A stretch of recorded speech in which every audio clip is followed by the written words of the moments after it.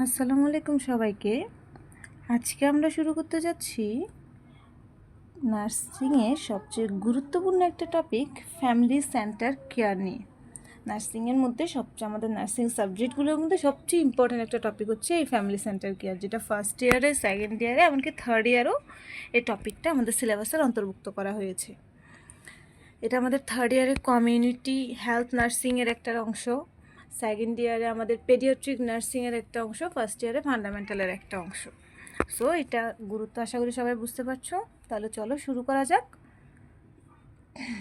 প্রথমে আমরা জানবো ডেফিনেশন নিয়ে। ফ্যামিলি সেন্টার কেয়ার বলতে আমরা কি বুঝি? Definition of family centre care: family centre care is a health care philosophy and approach. এটা হচ্ছে এমন একটা হেলথ কেয়ার ফিলোসফি কিংবা এমন একটা পথ যেটা কী করে আমাদেরকে ট্রিটস করে দ্য ফ্যামিলিটাকে ট্রিট করে as the primary and constant support system.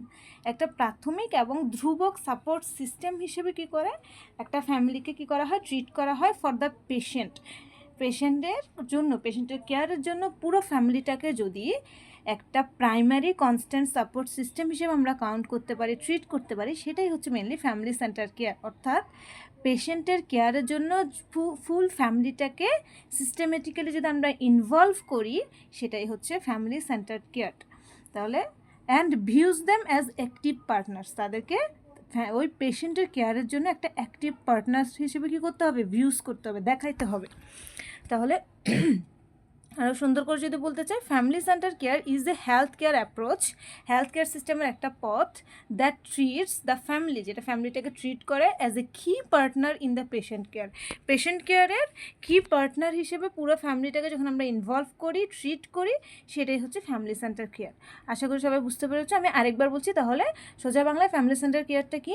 Family centre care হচ্ছে একটা systematic approach, philosophy and approach, যেটা কি করে ফুল ফ্যামিলিটাকে ট্রিট করে অ্যাজ এ কি এলিমেন্টস হিসেবে, কি পার্টনার হিসেবে ওই পেশেন্টের কেয়ার দেওয়ার জন্য, পেশেন্টের কেয়ারের জন্য কি পার্টনারশিপ হিসেবে যদি আমরা ফ্যামিলিটাকে ইনভলভ করতে পারি, সেটাই হচ্ছে ফ্যামিলি সেন্টার কেয়ার। আশা করি সবার ক্লিয়ার হয়েছে। এরপরে আসো কি elements of family centre care. Family centre কেয়ারের বা এফসিসি, যেটাকে আমরা শর্টকাটে বলি এফসিসি, ফ্যামিলি সেন্টার কেয়ারের কি এলিমেন্টসগুলো কী কী, বেসিক্যালি আমরা এখানে কী কী এলিমেন্টস নিয়ে আলোচনা করি। রেসপেক্ট অ্যান্ড ডিগনিটি, পুরো ফ্যামিলিটাকে কী করতে হবে, রেসপেক্ট করতে হবে এবং ডিগনিটি শো করতে হবে। কিসের প্রতি? তাদের ফ্যামিলি ভ্যালুসগুলোর প্রতি, তাদের কালচারের প্রতি এবং তাদের তাদের প্রাইভেসির প্রতি কী থাকতে হবে, আমাদের রেসপেক্ট থাকতে হবে। দ্বিতীয়ত আসো ইনফরমেশন শেয়ারিং, অবশ্যই তাদেরকে কী করতে হবে, পেশেন্ট সম্পর্কে, পেশেন্টের ডিজিজ সম্পর্কে, পেশেন্টের কন্ডিশন সম্পর্কে ক্লিয়ার এবং কমপ্লিট একটা কী দিতে হবে, আপডেট ইনফরমেশন দিতে হবে। তাহলে কী লেখা আছে এখানে, give clear, complete and timely updates, এইগুলো আমাদেরকে তাদের সাথে শেয়ার করতে হবে। এরপর হচ্ছে পার্টিসিপেশন, পুরো ফ্যামিলিটাকে তাদের কমফোর্ট জোনের মধ্যে রেখে ওই পেশেন্টের কেয়ারে যেন তারা পার্টিসিপেট করতে পারে সেটার ব্যবস্থা করা বা তাদেরকে সেটার জন্য ইনভাইট করা। তাহলে invite family to help in care at their comfort level, তাদের লেভেলের মধ্যে থেকে। 4 নম্বর হচ্ছে কোলাবোরেশন, অবশ্যই তাদের সাথে একটা কোলাবোরেশন রাখতে হবে, কোলাবোরেট হয়ে তাদের সাথে কাজ করতে হবে, তাদের প্ল্যানিং যে কোনো ডিসিশনে অবশ্যই তাদের সাথে কোলাবোরেশন করতে হবে। তাহলে কী লেখা আছে, work with families in planning and decision, যে কোনো প্ল্যানিংয়ে এবং যে কোনো ডিসিশনে তাদের সাথে কী করতে হবে, একসাথে কাজ করতে হবে ফ্যামিলির সাথে। এরপর হচ্ছে সাপোর্ট, তাদেরকে ইমোশনাল সাপোর্ট দিতে হবে, সোশ্যাল সাপোর্ট দিতে হবে, প্র্যাকটিক্যাল হেল্পের সাপোর্ট দিতে হবে, মানে তাদেরকে কমপ্লিটলি যতটুকু সাপোর্ট আমরা দিতে পারি দিতে হবে।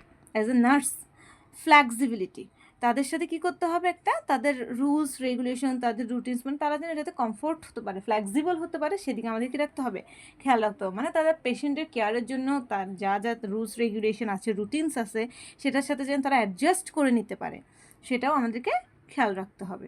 তাহলে adjust rules and routines to family needs, তাদের ফ্যামিলির নিডসগুলোর দিকে অবশ্যই কী রাখতে হবে, খেয়াল রাখতে হবে। এরপর হচ্ছে এম্পাওয়ারমেন্ট হচ্ছে তাদের কনফিডেন্টলি তাদের হোমটাকে, মানে তাদের হোমে নিয়ে যদি তাদের পেশেন্টটাকে তারা কী করতে চায়, কেয়ার দিতে চায়, তাহলে তাদেরকে তাদের পেশেন্টকে কীভাবে কেয়ার দিবে, সেই কেয়ারটা দেওয়ার জন্য তাদেরকে স্কিলফুল করে তুলতে হবে।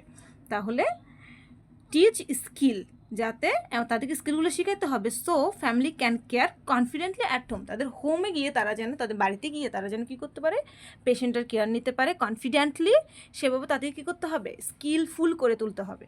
এটাই হচ্ছে ফ্যামিলি সেন্টার কেয়ারের কী এলিমেন্টসগুলো। তাহলে আমি যদি আরেকবার রিপিট করি, ফ্যামিলি সেন্টার কেয়ারের এলিমেন্টসগুলো কী কী ছিল? প্রথমে তাদের রেসপেক্ট এবং ডিগনিটি, তাদের কালচার, তাদের প্রাইভেসি, তাদের আদার্স যেসব ভ্যালুস আছে সবগুলোকে রেসপেক্ট করতে হবে, তাদের সাথে ইনফরমেশনগুলো শেয়ার করতে হবে, তাদের পার্টিসিপেশনটা অবশ্যই নিশ্চিত করতে হবে। তারা যেন কমফোর্ট জোনের মধ্যে থেকে তাদের পেশেন্টের কেয়ারের সাথে নিজেদেরকে ইনভলভ করে, সেটা খেয়াল রাখতে হবে। কোলাবোরেশন, তাদের সাথে কোলাবোরেশনটা ঠিক রাখতে হবে, যে কোনো প্ল্যানিংয়ে, যে কোনো ডিসিশনে। সাপোর্ট, তাদেরকে যে যতটুকু সাপোর্ট দেওয়া যায় প্রোভাইড করা যায়, emotional support, social support, practical help, এগুলো সাপোর্ট দেওয়া। ফ্লেক্সিবিলিটি, রুলস এবং রেগুলেশনগুলোর সাথে তাদেরকে অ্যাডজাস্ট হতে সাহায্য করা। এম্পাওয়ারমেন্ট, তাদেরকে স্কিলফুল করে তোলা, যেন তারা ভবিষ্যতে হাসপাতাল থেকে যাওয়ার পরেও তারা ফ্যামিলি থেকে, পরিবারে গিয়েও যেন, বাড়িতে গিয়েও যেন তারা পেশেন্টের কী করতে পারে, কেয়ার নিতে পারে। এই হচ্ছে কি elements of family centred care. এরপর হচ্ছে benefits of family centre care. আমরা ফ্যামিলি সেন্টার কেয়ারটা আসলে দিব কেন? অবশ্যই পেশেন্টের ভালোর জন্য, পেশেন্টের ফ্যামিলির ভালোর জন্য, পেশেন্টটাকে সুস্থ করার জন্য, পেশেন্টটা যেন পরিবারে গিয়ে, বাড়িতে গিয়ে যেন প্রপার সেবাটা পায়, প্রপার কেয়ারটা পায়, সেটার জন্য না। তাহলে আসো বেটার রিকভারি। তাহলে প্রথম বেনিফিটসটা হচ্ছে, পেশেন্ট যখন তার ফ্যামিলির সান্নিধ্যে থাকে তখন তার রিকভারিটা একটু কী হয়, ফাস্ট হয়, বেটার হয়। তাহলে এখানে লেখা আছে patients heal faster and have fewer complication. এমন কমপ্লিকেশনটা আস্তে আস্তে কী হয়ে আসে, কমে আসে। তারপর হচ্ছে লেস স্ট্রেস। তা পেশেন্ট না, যে কোনো মানুষই, আমরা যখন পরিবারের সাথে থাকি তখন আমাদের স্ট্রেসটা, আমাদের অ্যাংজাইটিটা, আমাদের ডিপ্রেশনটা একটু হলেও কী হয়ে যায়, নিচে নেমে যায়, একটু হলেও কমে যায়। তাহলে পেশেন্টের যখন ফ্যামিলি সেন্টার কেয়ারটা পাবে, ফ্যামিলিতে থাকবে, তখন সে অবশ্যই তার রিডিউসেস অ্যাংজাইটি, তার অ্যাংজাইটিটা অবশ্যই রিডিউস হবে, অ্যান্ড অবশ্যই তার ফ্যামিলির অ্যাংজাইটিটাও কী হবে, রিডিউস হবে। তাহলে reduce the anxiety of patient and family. এরপরে হচ্ছে স্ট্রঙ্গার কনফিডেন্সটা বিল্ড আপ হবে।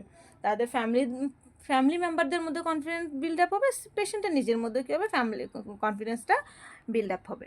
তাহলে families feel prepared for home care.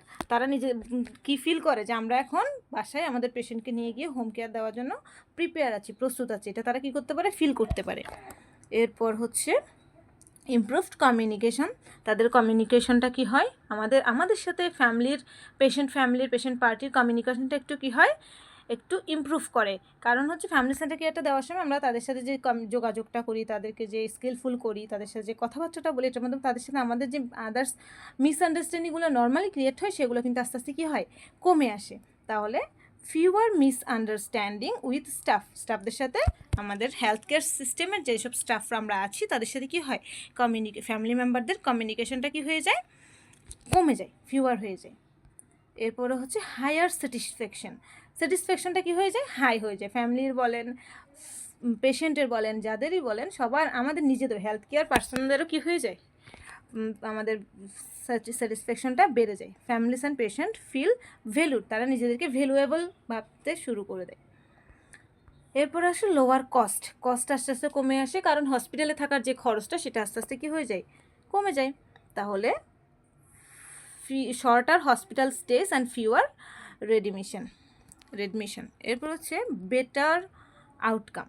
তারপরে তাদের আউটকামটা, ফলাফলটা কী আসে, আগের চেয়ে একটু ভালো আসে। ওভারঅল হেলথটা কী হয়, ইমপ্রুভ করে, overall health and wellbeing improve.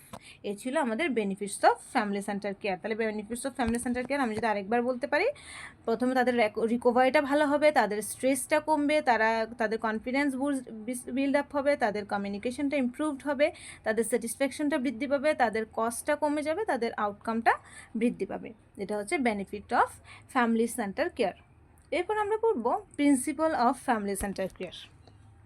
এটা হচ্ছে আমাদের আজকের ক্লাসের শেষ topic, principal of family centre care. Family centre care দিতে গেলে আমাদের কী কী প্রিন্সিপাল থাকতে পারে? প্রথমত হচ্ছে পার্টনারশিপ।